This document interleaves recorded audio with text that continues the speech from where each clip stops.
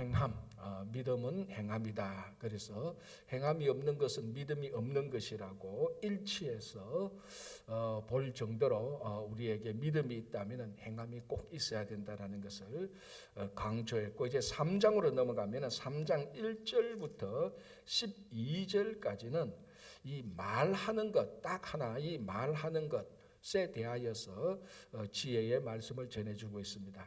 제가 앞에서도 말씀드렸던 것이 이 야고보서의 권면이 잠언서에 나오는 지혜와 같은 분류, 그와 같은 뉘앙스, 그와 같은 내용의 지혜들이 참 많습니다. 그러니까 우리가 잠언서에도 보면 지혜 보면은 우리가 어떻게 처신하고 어떻게 우리가 하나님 앞에서 어떻게 살아가야 되는가, 그에 대한 지혜를 얘기하고 있습니다. 그러니까 이 잠언의 지혜가 말하고 있는 가장 중요한 특징은 쉽게 말하면 신앙의 지혜입니다. 세상에서 어떻게 성공하고 세상에서 어떻게 사람들과 경쟁해서 이기고 그에 대한 지혜가 아니고 하나님 앞에서 우리가 어떻게 살아가는가, 무엇을 행해야 되는가, 내면의 세계는 어떻게 해야 되는가, 거기에 대한 지혜가 잠언의 지혜입니다. 이제 그 중에 특별하게 그 잠언의 지혜에서 특별하게 가장 큰 잠언의 지혜는 여호와를 경외하는 것이 가장 큰 지혜다. 그게 지식의 근본이라고 말했고, 또 실제로 잠언서를 1장에서 31장까지 읽어보면 거의 대부분 계속해서 말하고 있는 게 말에 대한 것입니다. 제가 잠언, 우리가 새벽 기도할 때 잠언할 때 말씀드렸지만은 전 제일 처음에 잠언을 읽고 이 잠언이 말에 대한 지혜가 이렇게 많다는 걸 알고 진짜 깜짝 놀랐습니다. 자, 우리가 지혜라고 말할 때는 굉장히 많은 덕목들이 있습니다. 오늘 여기 야고보서 3장 17절 18절에 나오는 이런 것들, 성령의 열매들 전부 다 화평, 관용, 긍휼, 그리고 지식, 헌신, 희생, 섬김, 봉사, 이렇게 많은 우리 신앙의 지혜들, 행함이 있는데 잠언의 지혜로 들어가면은 매 장마다 1장에서 31장인데요. 아마 한 장이나 두 장 빼고는 다 말에 대해서 반드시 지혜의 권면을 해주고 있습니다. 그만큼 이 말이라는 것이 어마어마하게 중요한 것이죠. 자, 3장 1절부터 12절까지도 이 야고보서는 잠언의 지혜와 굉장히 중요한, 굉장히 같은 강조점을 우리들에게 주고 있습니다. 그래서 1절부터 12절까지는 딱 한 주제입니다. 말하는 것입니다. 자, 한번 보겠습니다. 1절, 내 형제들아 너희는 선생된 우리가 더 큰 심판을 받을 줄 알고 선생이 많이 되지 말라. 자, 일단 대전제로서 딱 말하는데 선생에 대해서 얘기합니다. 자, 선생 그러면 여러분 생각나는 게 뭡니까? 말로 가르치는 겁니다. 물론 행동에 모범이 돼야 되는 것도 당연하지만 선생 그러면 일단 뭔가를 가르치는 사람입니다. 초등학교 선생님 같으면 아이들한테 국어, 미국 같으면 영어를 가르치고 매스를 가르치고 이렇게 하고, 한국 같으면 국어, 산수, 자연 이런 거를 가르칩니다. 그 가르치는 것 어쨌거나 말을 통해서 가르치는 겁니다. 이제 그러니까 이 선생이 말을 못한다? 그러면은 그 선생된 자격이 없죠. 선생이 가르치지 못한다? 그러면 그 사람은 선생이 되어서는 안 됩니다. 학자가 되어야 됩니다. 학자는 가르치지 못해도 괜찮아요. 말로 잘 가르치지 못해도 자기가 연구만 잘하면 되니까. 그런데 선생은 학문의 깊이가 없어도 자기가 알고 있는 것을 잘 가르쳐 줘야 되는 거예요. 잘 전달해 줘야 되는 겁니다. 물론 많은 학자가 좋은 선생이고 좋은 선생이 또 좋은 학자가 되는 것이 일반적인 이치지만 3장 1절에서는 학자를 말하지 않고 선생을 말하고 있습니다. 선생을 말로 잘 가르쳐야 됩니다. 그러니까 이 선생이 말하는 것, 또 이거는 그냥 말로 잘 가르친다는 의미는 크게 보면 두 가지인데요. 첫 번째는 자기 안에 있는 것을 잘 전달해야 되는 것이고, 두 번째는 뭡니까? 말로 잘 가르친다는 것이 진짜 중요한 의미는 자기가 가르치는 이 내용들이 가르침을 받는 학생들한테 전달이 되어서 이 학생들이 가르치는 내용에 의하여서 작동돼야 되는 겁니다. 그렇게 된다면 단순히 말로만 잘 가르치는 것에 그치지 않고 이 학생들이 들은 것이 움직이도록 나와야 되는데 거기에는 삶의 실천, 모범이 있어야 되는 것입니다. 이 두 가지예요, 사실. 그래서 오늘 3장 1절에서는 선생이 되는 것이 굉장히 중요한 거다. 그리고 오늘날 우리가 선생 그러면은 뭐 학교 선생님을 생각하기 때문에 그렇게 사회적으로 큰 영향력이 있고 막중한 신분과 지위에 있는 사람이라고 우리가 인정을 좀 덜 하고 있습니다. 그러나 이때 2000년 전 그리고 아직까지 우리가 흔히 말하는 과학과 문명이 완전히 발전하기 이전에 이 세대에는 그 공동체, 그 사회에 가장 영향을 미치는 사람들을 우리가 보통 그냥 선생님이라고 말을 했어요. 존경하는 의미로. 왜? 영향력을 미치니까. 그만큼 선생이라는 이 신분, 어떻게 보면 이 지위 또는 직분이 그만큼 중요한 사람입니다.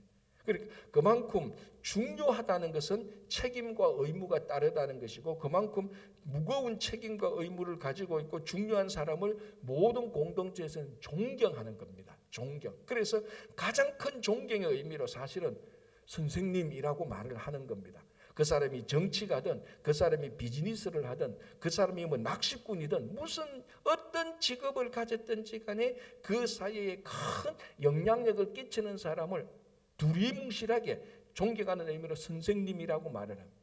그러니까 나이가 80된 노인도 아주 그 사회에 영향을 미치고 현명한 사람 50대 40대인 사람보다도 존경하는 의미로 선생님이라고 말을 하는 겁니다.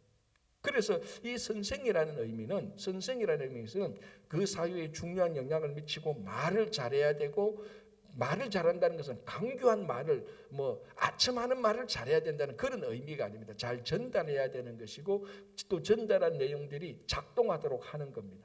그러니까 책임과 의무가 무겁고 존경을 받는 겁니다. 예를 들자면은 우리가 모세를 선생이라고는 말하지 않습니다. 그러나 선생이라고 말은 하지는 않지만 오늘날 우리가 보면은 흔히 일반 사회에서 선생이라고 존경하는 것 이상으로 모세는 존경을 받았습니다. 그만큼 책임과 의무가 있고 영향력이 있었죠. 이제 이런 사람들한테 따르는 게 뭔가 하면은 사람들이 살펴보는 내용도 더 정확히 말하면 하나님이 살펴보는 내용도 훨씬 더 엄중하게 본다는 것입니다. 자, 예를 들어서 저는 교회의 목회자입니다. 제가 잘났다 몰랐다는 것이 아니고 목회자의 신분과 지위 또 하는 사역은 사실은 일반 성도들보다 더 중요한 책임과 의무가 있는 겁니다. 그렇기 때문에 하나님께서는 일반 성도가 신앙생활을 하는 것하고 목회자가 신앙생활 정도 하는 것을 똑같은 기준으로 보지 않습니다. 다르게 보는 겁니다. 훨씬 더 엄중하게 보는 것이죠. 그래서 자, 모세를 보시기 바랍니다. 모세가 왜 가나안 땅에 못 들어갔습니까? 하나님의 말씀에 명령에 한 번 불순종했지 않습니까? 이스라엘 백성들이 광야에서 막 불평할 때 물을 달라고 불평할 때 하나님께서 그 반석을 명하여서 물을 내라 그랬는데 모세가 막 자제심을 잃어버렸습니다. 화가 났습니다. 우리말로 하면 이것들이 이렇게 된 겁니다. 왜? 그만큼 오랫동안 하나님의 기적을 보여주고 리더십을 발휘하고 정말 자기는 진심으로 백성들을 사랑하고 했는데도 끊임없이 백성들이 원망하고 불평하는 그 한순간 모세가 자제심을 잃어버리고 반석을 명하지 않고 이 지팡이로 반석을 확 쳐서 물을 냈습니다. 하나님께서 물이 나오도록 해주시지만 나중에 가나안 땅에 들어갈 때 하나님께서 그것을 엄중하게 물었습니다. 네가 그때 반석을 명하여서 물내지 않고 반석을 쳐서 물을 내므로 말미암아 하나님의 영광이 순간적으로 가려졌다. 이것을 하나님께서 기억하고 너는 가나안 땅에 들어간 것을 허락하지 않는다라고 말을 했습니다. 자, 만약에 모세가 이스라엘 백성들하고 같은 수준으로 생각했다면 억울하죠. 이스라엘 백성들은 지난 40년 동안 불순종 정도가 아니고 온갖 악행을 다 저질렀잖아요. 그런데 모세는 한번 자제심을 잃어가지고 하나님의 명령에 불순종했는 그거 가지고 가나안에 들어가지 못하게 했다는 거예요. 그만큼 하나님은 그 시대에 막중한 책임과 의무를 가진 사람들에게 엄중하게 보고 있다는 것입니다. 그 대표적인 게 선생입니다. 선생. 그래서 오늘 3장 1절에 내 형제들아 너희는 선생된 우리가 더 큰 심판을 받을 줄 알고 선생이 많이 되지 말라. 자, 이제 이 말에 대한 원리 뜻은 이겁니다. 자, 그럼 이제 누구든지 다 겁나죠. 아이고, 이 선생 되어서는 안 되는구나. 내가 무슨 신앙에 큰 뭐 성숙된 사람이라고 내 신앙생활도 겨우겨우 한데 아이고 선생이 되어서 하나님께서 지금보다 더 엄중하게 나를 본다면 내가 어떻게 견딜까? 이 부정적으로 볼 수 있는 겁니다. 자, 여기서 그래서 제가 옛날에 한번 이런 일이 있었습니다. 주일학교 교사하기에 딱 좋은 권사님이 있었는데, 젊은 권사님이 있었는데, 제가 중고등부 할 때 그 젊은 권사님한테 중고등부 교사를 했으면 참 좋겠다는 은사가 그렇게 보였어요. 그래서 권면하니까 그분이 이제 성경도 잘 알고 하니까 이 구절을 말하더라고요. 자기는 선생 될 자격이 없고 하나님께서 선생이 되면은 이 야고보서인가 어디선가 보면은 선생이 되지 말고 하나님께서 더 엄중하게 본다고 했는데 자기는 그런 자격이 없다고 그 중고등부 교사를 못 하겠대요. 자, 여기서 이제 우리 하나 여기서 말하는 것은 그런 의미에서 중고등부 선생을 해서는 안 된다라는 거하고는 또 약간 차이가 있는 거죠. 그러면은 주일학교 선생들 누가 하겠습니까? 누가 가르치겠습니까? 그죠?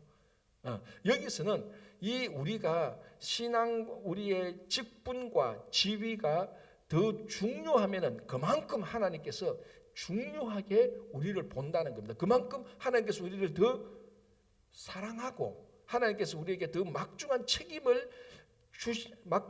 맡겼으니까 그것을 더 잘 감당하라는 것이 근본적인 의미입니다. 이 말의 의미는. 그런데 이것을 선생이 되지 말라고 그 말을 했다면서 중고등부 교사도 나는 못해. 그런 은사도 있는데 사람도 참 좋고 가르치는 은사도 있는데도 이 말 한 구절을 약간 잘못 해석함으로 말미암아 그래서 난 중고등부 교사도 못하겠어요. 가르치는 거 못해요. 이렇게 말하면은 오늘 야고보서에서 말한 3장 1절에서 말한 거하고 좀 잘못 약간 다르게 해석한 것입니다. 여기서 3장 1절에 선생이 되지 말라.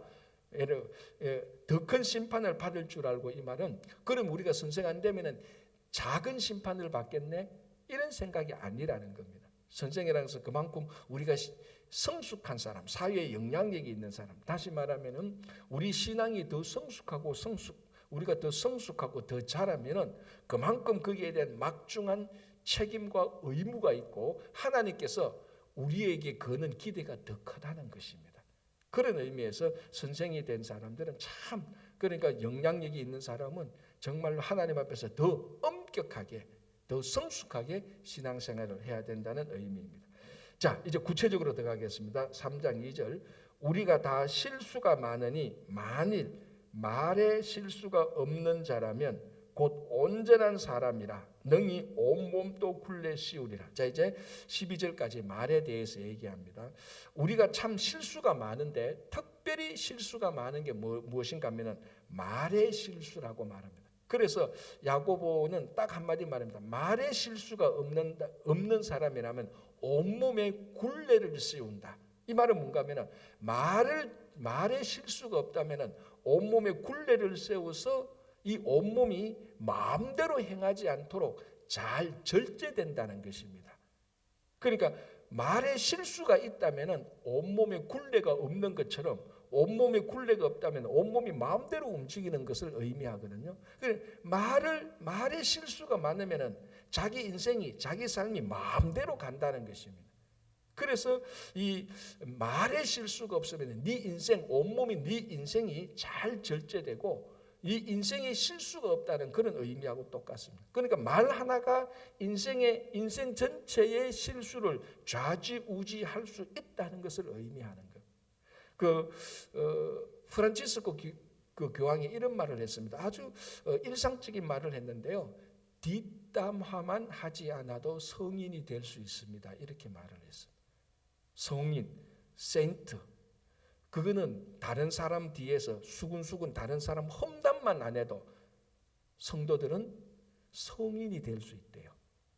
우리가 뭐 성인이 되기 위해서 40일간 금식을 하고 성인이 되기 위해서 성경을 다 외워야 되고 성인이 되기 위해서 매일 새벽기도 1년 360일 한 번도 안 빠지고 새벽기도 나와야 되고 매일매일 일주일에 2번, 3번씩 금식해야 되고 물론 이런 자기 절제적인 노력도 필요했지만요. 간단합니다. 어떻게 보면 성인이 된다는 것은요. 진짜 신앙의 성숙함이 된다는 것은 말의 실수만 없으면 된다.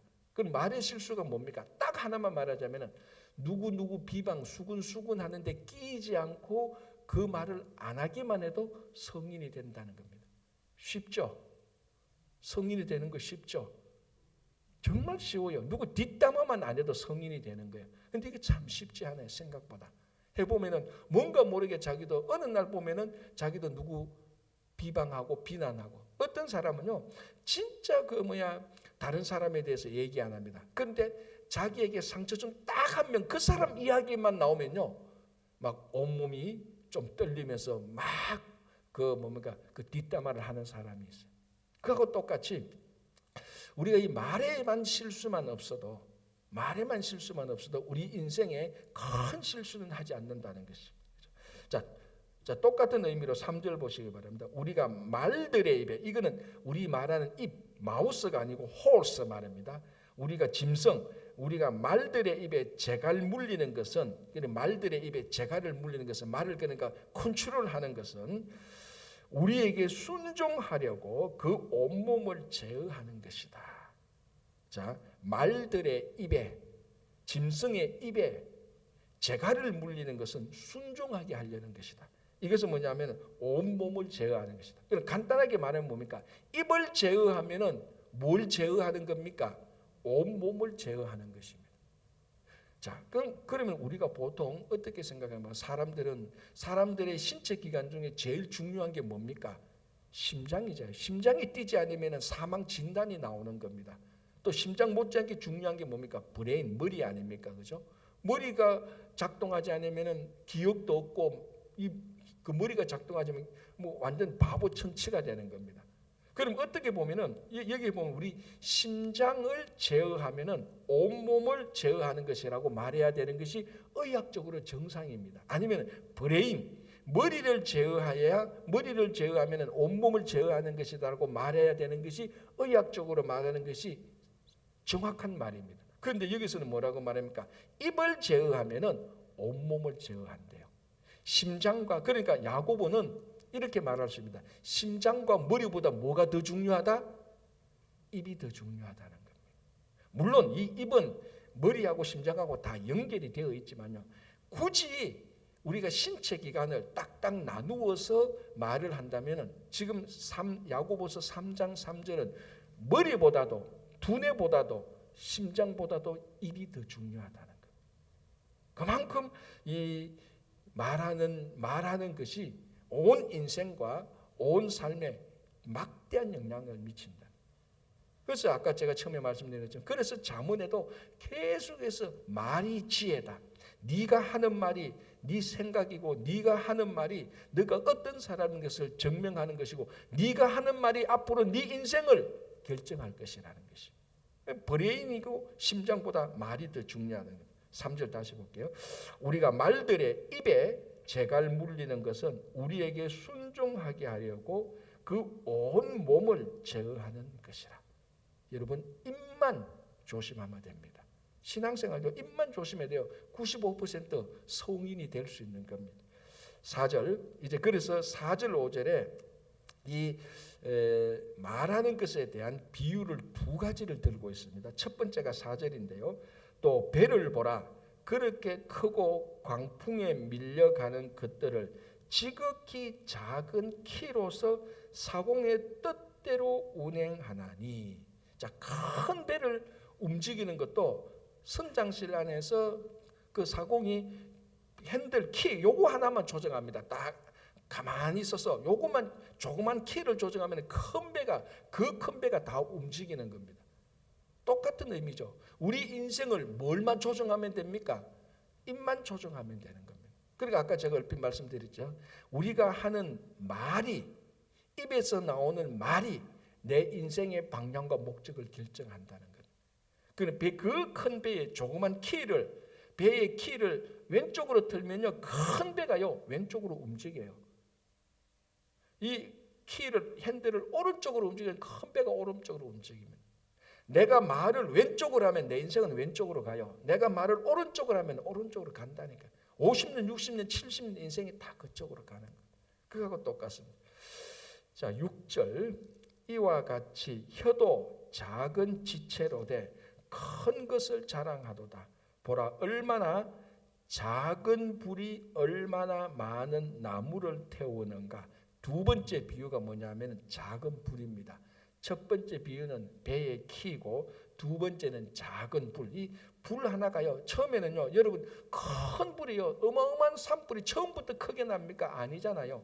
그에 뭐 한국식으로 말하자면 담배 피우던 사람들이 담배 꽁초를 탁 던졌는데 날씨가 건조했는데 그 건조한 날씨 때 담배 꽁초를 하나 던졌는데 그게 그 옆에 있던 마른 그 말라 비틀어진 이파리 하나에 붙어가지고 그게 큰 산불이 나는 겁니다. 혀가 그렇다는 겁니다. 내가 말 한마디 잘못했는데 이것이 내 인생뿐만 아니고 내가 살 우리 가족들, 뭐 직장의 공동체들, 교회 공동체도 막 불 다 태워버리는 겁니다. 말 한마디 잘못하는 것이. 그게 작은 불 하나가 큰 나무들을 태우는 거하고 똑같다는 거예요. 그러니까 이 야고보서를 보면은 뭔가 하면은 이런 야고보서를 기록할 수 있었던 것은 실제로 그 당시 야고보가 있었던 어떤 공동체, 교회 공동체, 성도들의 공동체에 이런 일들이 분명히 있었습니다. 그러니까 이 야고보가 가만히 보고 야, 이거는 하나님의 지혜가 아니구나라고 말하면서 강조했던 것이 잠언의 지혜처럼 말하는 것입니다. 그래서 배의 키, 작은 불, 큰 배가 작은 배의 키 하나로 움직이고 큰 산불도, 어마어마한 산불도 처음에는 작은 불 하나로서 다 태우는 거다. 공동체의 어마어마한 큰 일들도 전부 다 뭡니까? 말 한마디로서 다 시작되는 거예요. 자, 여러분 그 이스라엘 남유다 백성들이 바벨론으로 포로 잡혀갔다가 나중에 다시 그 포로에서 돌아오잖아요. 그 포로에서 돌아오는 것은 바벨론을 정복한 페르시아의 고레스 왕의 말 한마디입니다. 물론 칙령 글을 썼지만요. 그 칙령을 선포한 왕 한 명의 칙령 해방 선포로 통하여서 어떻게 됩니까? 이스라엘 백성이 남유다에 잡혀갔던 많은 바빌론에 잡혀갔던 많은 남유다 백성들이 돌아오는 겁니다.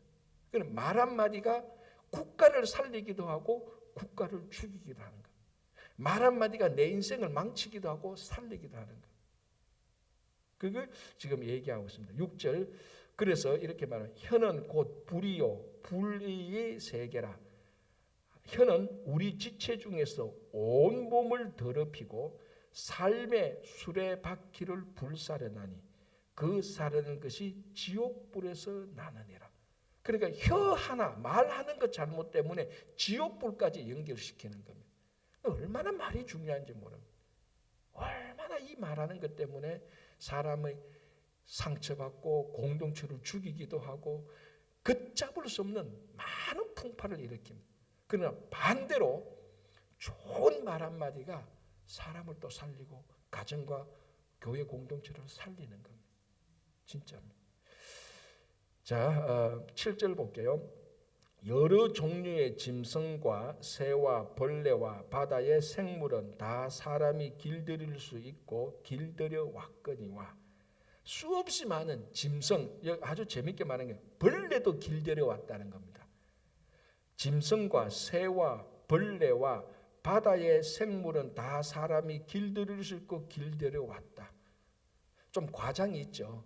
모든 벌레, 곤충들을 어떻게 길들입니까? 모든 바다의 생물을 어떻게 길들입니까? 바다의 생물이 지금 다 얼마나 있는 줄도 모르는데 좀 과장된 표현입니다. 자, 그런데 그만큼 곤충 한 마리까지도 길들일 수도 있고 사람이 지금 우리가 다 알지 못하는 바다의 저 깊은 바다에 물고기 한 마리, 이상하게 생긴 물고기 한 마리도 사람은 길들일 수 있는데 뭐는 길들일 수 없다는 겁니까?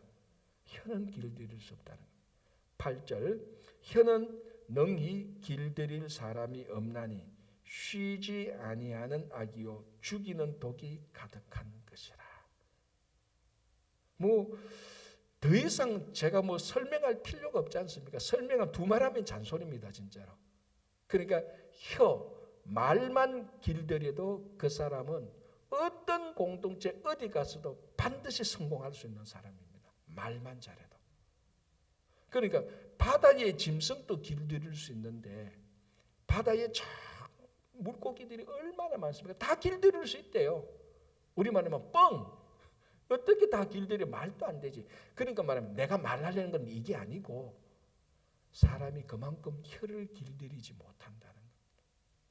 그러니까 여러분 옛날에요 20년 전에 불평하는 사람은요 지금 만나도 똑같이 불평해. 20년 전에 그 사람하고 전화 한 번 하면 2시간 돼야 통화를 끝났는데요 지금 또 전화하면 또 2시간 돼야 끝내야 되는 거예요. 그러니까 아니까 내가 먼저 끊는 거예요. 이 사람 아이고 내가 걸렸구나. 이 걸린 대로 가면 2시간 통화해야 되는데 그러면 내가 5분 만에 다른 핑계 대고 다른데 누가 찾네 하고 그냥 끊어야 돼요. 안 그러면 2시간 또 가요. 왜? 그 사람은 거기에 그 혀를 절제 않은데 길들이지 못했기 때문에 그렇습니다. 자 9절 보겠습니다. 이것으로 우리가 주 아버지를 찬송하고 또 이것으로 하나님의 형상대로 지음을 받은 사람을 저주하는. 무엇으로 찬송하고 무엇으로 저주합니까? 혀로. 그죠? 자 10절 한 입에서 찬송과 저주가 나오는도다. 내 형제들아 이것이 마땅하지 아니하다. 11절 샘이 한 구멍으로 어찌 단물과 쓴물을 내겠냐. 뭐냐면 우물의 물이 여러분 옛날에 다 경험했잖아요. 우물의 물이 여러 가지 물의 맛이 납니까? 아니잖아요. 우물의 물은 한 맛만 납니다. 딱 한 맛. 그게 쓴물이 나든 단물이 나든. 그런데 사람의 입에서는 저주도 나오고 찬송도 나온다는 겁니다. 이게 잘못됐다는 겁니다. 우리 성도는 기본적으로 하나님의 형상으로 지음을 받은 것이니까 우리한테는 원래는 단물만 나와야 되는 겁니다. 근데 자꾸 쓴물만 나오니까 이게 잘못됐다고 말합니다. 그래서 우리가 말하는 것도 잘못됐다고 말하면서 그게 근본이 또 어디냐고 말하면서 12절 보시기 바랍니다. 내 형제들아 어찌 무화과 나무가 감람 열매를 포도나무가 무화과를 맺겠느냐. 이와 같이 짠물이 단물을 내지 못한다. 무슨 말인가 하면 무화과 나무가 감람나무를 맺지 못하고 포도나무가 무화과 나무를 맺지 못합니다. 무슨 말이냐. 포도나무는 포도 열매를 맺습니다. 이게 말하고 무슨 상관인가 하면은 열매를 보면은 나무를 알 수 있습니다. 무슨 나무인가 어제도 말씀드렸죠. 이 분명히 줄기하고 이파리를 보니까 사과나무 같은데 맺히는 거는 포도예요. 그러면 사람들은 줄기와 이파리 보고 사과나무라고 말하지 않습니다. 열매를 보고 포도나무라고 말을 하는 겁니다. 똑같이 우리가 말하는 것은 사람들이 그 사람의 말을 듣고 그 사람의 내면이 어떤가를 알게 되는 겁니다. 그러니까 포도나무는 포도나무가 포도를 맺는다는 것은 내 생각이 어떠하면 열매도 말도 어떠하다는 것입니다. 그래서 우리가요 그 사람의 생각은 알 수 없잖아요. 말을 안 하니까. 자 제가 방금도 중요한 말을 했죠. 그 사람의 생각을 아는 가장 중요한 방식은 뭡니까? 말입니다. 말. 물론 이 말이라는 것이 입을 통해서만 나오는 말도 있지만 행동의 말도 있어요. 그래서 바디 랭귀지라고 말을 합니다. 그러니까 이 입의 말도 중요하지만 행동말 어쨌든 말을 보면은 말을 들으면은 그 사람의 내면이 무언가를 다 알 수 있습니다. 그래서 여러분 이렇게 생각하시면 됩니다. 교회에서 늘 부정적으로 말하고 원망하고 불평하는 사람이 있습니까? 그 사람의 내면세가 황폐됐다고 생각하고 받아들이면 좀 그래도 대처하기가 쉬워요. 저 사람의 내면이 저렇게 힘들구나. 그러니까 원망하고 불평이 있구나. 그 사람의 원망과 불평과 부정을 들으면 짜증도 나고 힘들지만은 그걸 역추적해서 그 사람의 내면이 저 사람이 저렇게 저 안에 힘든 것들이 있구나라고 생각하면은 훨씬 더 그 사람의 원망과 불평에 우리가 대처하는 게 훨씬 더 쉽고 근본적인 게 될 수 있습니다. 자 그렇다면은 이제 우리의 결론, 우리의 말은 어때야 됩니까? 우리 생각을 보면 되죠. 우리 내면 생기는 어때야 됩니까? 우리는 예수 그리스도 보혈의 공로를 구원받은 사람들이에요. 우리는 구원받은 사람입니다. 그래서 여러분 구원받은 사람들의 가장 근본적인 감정은요 기쁨과 자유입니다. 그렇잖아요. 기쁨과 자유 아닙니까? 그러니까 우리가 예수를 믿고 구원받았다는 그 가장 중요한 우리의 삶의 우리 삶의 가장 중요한 이 사건이 우리 삶을 지배해야 되는 겁니다. 십자가 사건이 구원의 사건이 부활의 사건이 우리 내면을 지배한다면요 좀 처해 있는 상황 때문에 어렵고 힘들어서 순간적으로 왜 이래 힘들어라고 말을 할 수는 있어요. 우리가 완전한 사람은 아니니까. 그래 내가 순간적으로 내가 왜 이래 힘들어 하지만은 근본적으로 우리 안에 있는 구원의 감정, 부활의 감정, 이 기쁨과 기대의 감정으로 아이고 왜 이래 힘들어라는 부정과 원망을 금방 극복할 수 있어야 되는 겁니다.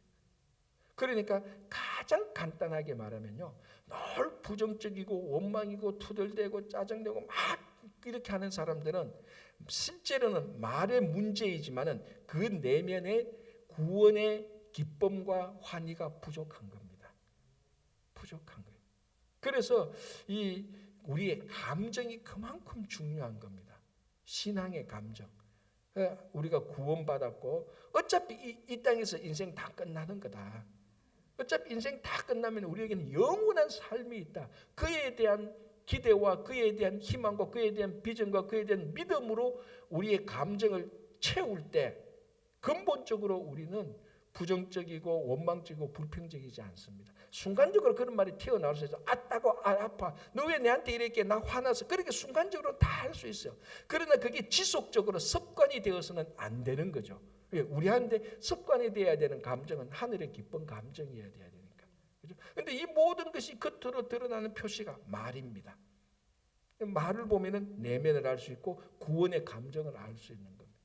우리 자신이 다시 볼 때 정말 우리 안에 있는 구원의 기쁨의 감정을 그대로 우리가 겉으로 늘 세워주고 득스럽게 말해주고 똑같은 관점이라도 긍정적으로 말해주는 것, 그게 우리가 하늘의 기쁨, 감정과 구원의 기쁨을 누리는 성도의 표시입니다.